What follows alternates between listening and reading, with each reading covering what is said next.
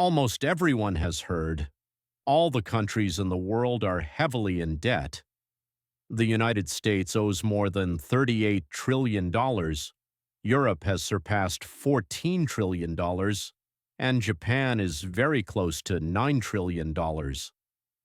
Even wealthy oil-producing countries or export powerhouses carry massive debts. But one can't help but ask, if everyone is in debt, who is actually the creditor? And this is exactly where the story begins. Debt isn't just a burden, it's a system that holds the modern world together. Behind wars, crises, and economic ups and downs, there's always a massive web of debt. And as you follow this web, you start to realize the world is really only in debt to itself. But the consequences of that debt are not shared equally, and that's a very different story.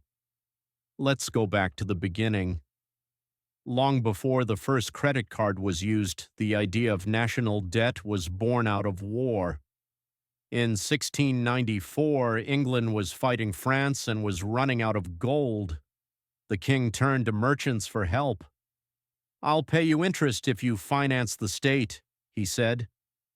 In short, he borrowed, and this set the stage for the birth of the government bond. Thus, one of the building blocks of modern finance came into existence.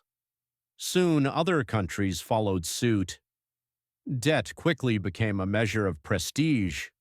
The idea that the capacity to borrow equals power became ingrained. Today, debt has become indispensable in global trade. Everyone in society borrows and lends, so we are all simultaneously creditors and debtors. So who holds the other end of the $38 trillion U.S. debt? The answer may surprise you. Most of the debt is actually held by Americans. Banks, investment funds, pension accounts. Foreign holders account for only about 1/3. Yes, America owes China, but it's only a small fraction of the total, and the situation is similar worldwide. Countries hold each other's debts. Central banks buy these debts and in return create new money. The whole system operates like a circular mechanism. One person's asset is another person's liability, but this mechanism relies entirely on trust. When trust breaks, the system can collapse very quickly. We've seen this clearly in Greece, Argentina, and Sri Lanka. When market confidence falters, governments fall, countries collapse, and people pay a heavy price. And the interesting thing is this: governments don't borrow to pay off their debts, they borrow for other reasons. It's an economic policy.